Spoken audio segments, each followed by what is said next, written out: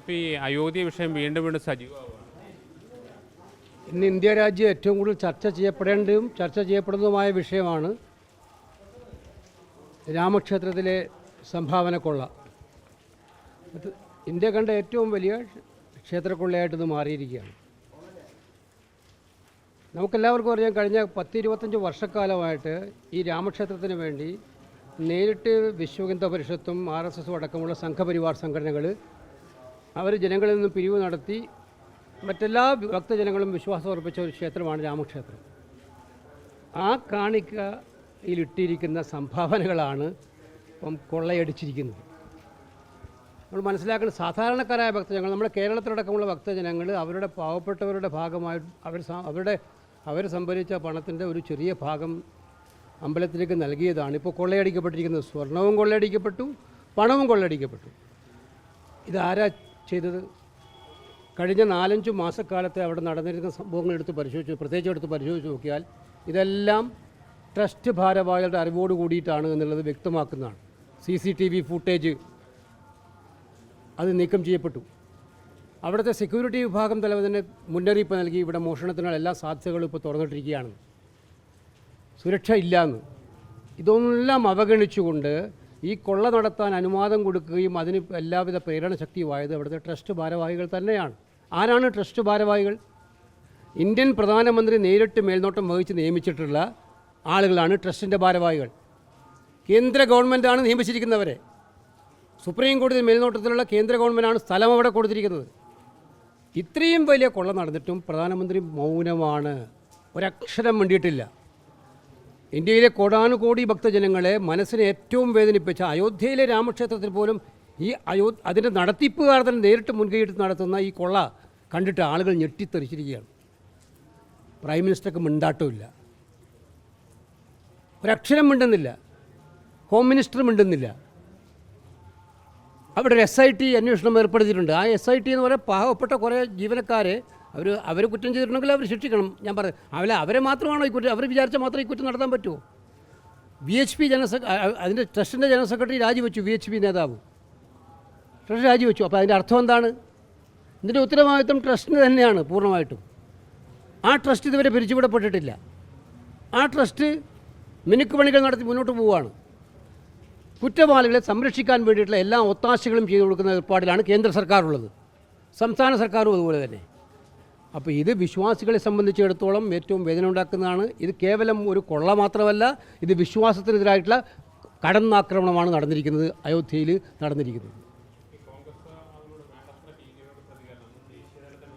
അല്ല, ഇതൊരു രാഷ്ട്രീയ വിഷയമായിട്ടല്ല കോൺഗ്രസ് കാണുന്നത്. നമുക്കറിയാം, അയോധ്യ എന്ന് പറയുന്നത് അവർക്ക് രാഷ്ട്രീയ വിഷയമാണ്. അതിൻ്റെ പേരിലാണ്, രാമജന്മഭൂമി ക്ഷേത്രത്തിൻ്റെ പേരിലാണ് കഴിഞ്ഞ 10-35 കൊല്ലമായിട്ട് BJPയും RSS ഒക്കെ രാഷ്ട്രീയ പ്രവർത്തനം നടത്തുന്നത്. അവരുടെ എല്ലാ ബേസും അതിൻ്റെ ഭാഗമാണ്. ഇലക്ഷൻ തിരഞ്ഞെടുപ്പിൽ മത്സരിക്കുന്നതിൻ്റെ ഭാഗമായിട്ടാണ്. ദൈവങ്ങളെ എങ്ങനെ തിരഞ്ഞെടുപ്പ് പ്രചരണത്തിൽ ഉപയോഗിക്കാമെന്ന് കാണിച്ചു തന്നത് അവരതിലൂടെയായിരുന്നു. പക്ഷെ അവിടെയാണ് ദൈവങ്ങളെ അവരുപയോഗിക്കുന്നത് കൊള്ള നടത്താനും ജനങ്ങളെ വിഭജിച്ച് വോട്ട് നേടാനും വേണ്ടി മാത്രമാണ്, വിശ്വാസത്തിൻ്റെ പേരിലല്ല. അതിവിടെ തെളിയിക്കപ്പെടുകയാണ്. ഇത് കോൺഗ്രസ് വ്യാപകമായിട്ട് ഈ കാര്യങ്ങൾ ചോദ്യങ്ങൾ ഉന്നയിച്ചുകൊണ്ടേയിരിക്കുന്നുണ്ട്. വരുന്ന പാർലമെൻറ്റ് സമ്മേളനം 20-ാം തീയതി തുടങ്ങാൻ പോവുകയാണ്. ഈ പാർലമെൻറ്റ് സമ്മേളനത്തിൽ ഏറ്റവും വലിയ രീതിയിൽ ചോദ്യം ഉയരാൻ വേണ്ടി പോകുന്ന ഈ കാര്യത്തിലായിരിക്കും. പ്രധാനമന്ത്രി സഭയിൽ മറുപടി പറയണമെന്നുള്ള ആവശ്യം ഞങ്ങൾ ഉന്നയിക്കും എന്തായാലും. കാര്യം പ്രധാനമന്ത്രി മേൽനോട്ടം വഹിച്ച് നിശ്ചയിച്ച ഒരു കമ്മിറ്റിയാണ് അവിടുത്തെ ട്രസ്റ്റ്. അവർക്കാർക്കും അതൊന്നും ഒഴിഞ്ഞു മാറാൻ പറ്റില്ല. അപ്പോൾ അതുകൊണ്ട് കൃത്യമായിട്ടും കോൺഗ്രസ് ഈ കാര്യങ്ങൾ രാജ്യവ്യാപകമായിട്ട് ഞങ്ങളിത് ഉന്നയിക്കുന്നുണ്ട്. ഞങ്ങളെല്ലാ സ്പോക്സ് പേഴ്സൺമാരും കഴിഞ്ഞ കുറേ ദിവസങ്ങളായി ഇന്ത്യയിലെ പല രാജ്യങ്ങളും പല സംസ്ഥാനങ്ങളും സന്ദർശിച്ച് ഇതിൻ്റെ വിശദീകരണം നടത്തിക്കൊണ്ടിരിക്കുകയാണ്, ചോദ്യങ്ങൾ ചോദിച്ചുകൊണ്ടിരിക്കുകയാണ്. ഇത് ഞങ്ങൾ ആവർത്തിക്കും. ജനങ്ങളുടെ മനസ്സിനകത്തുള്ള ഈ വലിയ പുകമറ മാറ്റാൻ അടിയന്തരമായ നടപടികൾ സ്വീകരിക്കണം എന്നുള്ള കാര്യത്തിൽ സംശയമില്ല. സുപ്രീം കോടതി മോണിറ്റർ ചെയ്യുന്ന ഒരു അന്വേഷണം കൊണ്ട് മാത്രമേ യഥാർത്ഥ കുറ്റവാളികൾ ഇതിനകത്ത് നിയമത്തിൻ്റെ പരിധിയിൽ വരൂ. അതുകൊണ്ട് ഗവൺമെൻറ് എന്തുകൊണ്ടാണ് മടിക്കുന്നത്? ഗവൺമെൻറ്റിനൊന്നും മറച്ചു വെക്കാനില്ലെങ്കിൽ സുപ്രീം കോടതി ഒരു ജുഡീഷ്യൽ സൂപ്പർവിഷനല്ല, ഒരു എൻക്വയറി കമ്മീഷൻ എന്തുകൊണ്ട് നടത്തുന്നില്ല? അവർ ഉത്തർപ്രദേശിലെ SIT വിട്ടുകൊടുത്തിരിക്കുകയാണ്. അപ്പോൾ അതിൽ നിന്ന് തന്നെ അവർക്ക് പലരെയും രക്ഷിക്കാനുണ്ട് എന്നുള്ളതിന് തെളിവാണത്.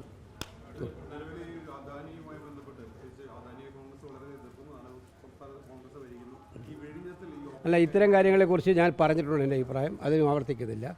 ഞാൻ ഇന്നത്തെ എൻ്റെ പ്രധാനപ്പെട്ട ഫോക്കസ് അയോധ്യ രാമജന്മഭൂമി ക്ഷേത്രത്തിൽ. കാരണം ഇത് കേരളത്തിലെ BJP-ക്കാരോട് ഈ ചോദ്യം ചോദിക്കേണ്ടതല്ലേ? നമ്മുടെ നാട്ടിൽ നടക്കുക എത്രയോ വിശ്വാസികൾ രാമക്ഷേത്രത്തിൽ എല്ലാ വർഷവും എല്ലാ മാസവും പോയിക്കൊണ്ടിരിക്കുന്നുണ്ട്. എന്തേ BJP മിണ്ടാത്തത് കേരളത്തിലെ? ഇത്രയേറെ വലിയ അമ്പലക്കുളം നടത്തി. നമ്മൾ ശബരിമലയിൽ ഇത്രയും പ്രശ്നം ഉണ്ടായപ്പോൾ ഞങ്ങൾ ഇതേപോലെ ഉന്നയിച്ചതാണ്, ജനങ്ങൾ ചർച്ച ചെയ്തതാണ്. അതിനേക്കാൾ ഭീകരമാണിപ്പോൾ രാമക്ഷേത്രത്തിൽ നടത്തിയിരിക്കുന്ന കൊള്ള.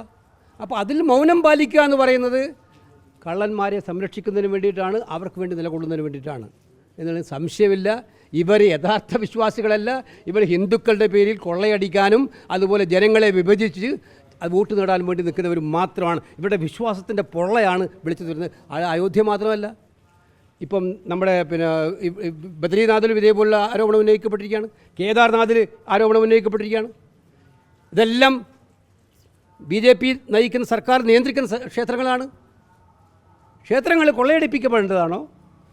അവർ സമാധാനം പറയണം. അതിനു വേണ്ടിയാണോ അവർ വിശ്വാസത്തെ മുറുകെ പിടിക്കുന്നത്? ഞങ്ങളെല്ലാം വിശ്വാസത്തെ മുറുകെ പിടിക്കുന്നത് വിശ്വാസത്തിന് വേണ്ടിയിട്ടാണ്, ദൈവത്തിലുള്ള വിശ്വാസം കൊണ്ടാണ്. ഇത് കൊള്ളയടിക്കാനും ജനങ്ങളെ വിഭജിക്കാൻ ഹിന്ദു മുസ്ലിം അല്ലെങ്കിൽ ന്യൂനപക്ഷങ്ങൾക്കെതിരായിട്ടുള്ളത് ഇതൊക്കെ കൊണ്ടുവന്ന് സത്യത്തിൽ ദൈവം ആഗ്രഹിക്കാത്തത് ചെയ്യിപ്പിക്കുന്നതിന് വേണ്ടിയിട്ടാണ് ഇവർ ദൈവത്തെ ഉപയോഗിക്കുന്നത്. ഇതിനെതിരായിട്ടുള്ള വ്യാപകമായിട്ടുള്ള പ്രചരണവും ചോദ്യം ചോദിക്കലും കോൺഗ്രസ് നടത്തും.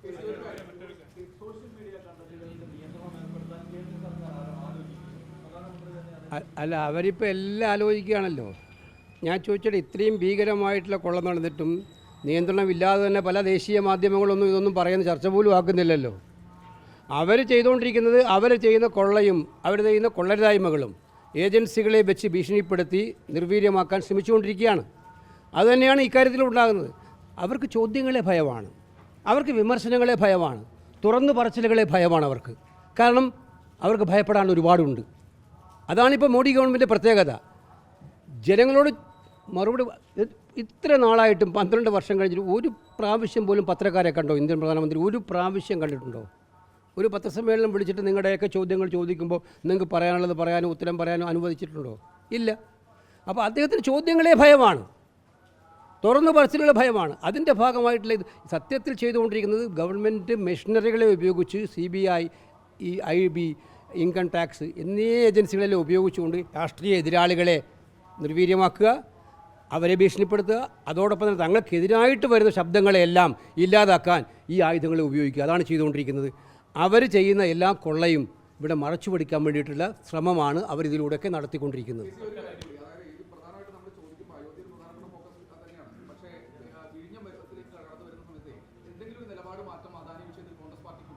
ഏയ് നിങ്ങൾ ഈ വിഷയം മാറ്റി വേറൊരു വിഷയത്തിലേക്ക്, ഞാൻ എൻ്റെ ഫോക്കസ് ഇന്ന് ഇതിലേക്കാണ്. അതുകൊണ്ട് വേറെ വിഷയം നമുക്ക് പറയാം, സംസാരിക്കാം. നിങ്ങൾ ചോദിക്കുന്ന ചോദ്യങ്ങൾക്കെല്ലാം, നിങ്ങൾക്ക് ചോദ്യം ചോദിക്കുന്നതിനെല്ലാം ഉത്തരം പറയാൻ ഞാൻ ബാധ്യസ്ഥനാണ്, സംശയമില്ല, തീർച്ചയായിട്ടും. പക്ഷേ ഇന്നത്തെ വിഷയം, ഞാനിപ്പം ഗുരുവായൂർ ദർശനം നടത്തി വന്നിരിക്കുമ്പോഴാണ് ഒരു യഥാർത്ഥ വിശ്വാസി എന്ന നിലയിലുള്ള എൻ്റെ വേദന കൂടിയാണ് ഞാൻ നിങ്ങളുടെ മുമ്പാകെ പങ്കിടുന്നത്.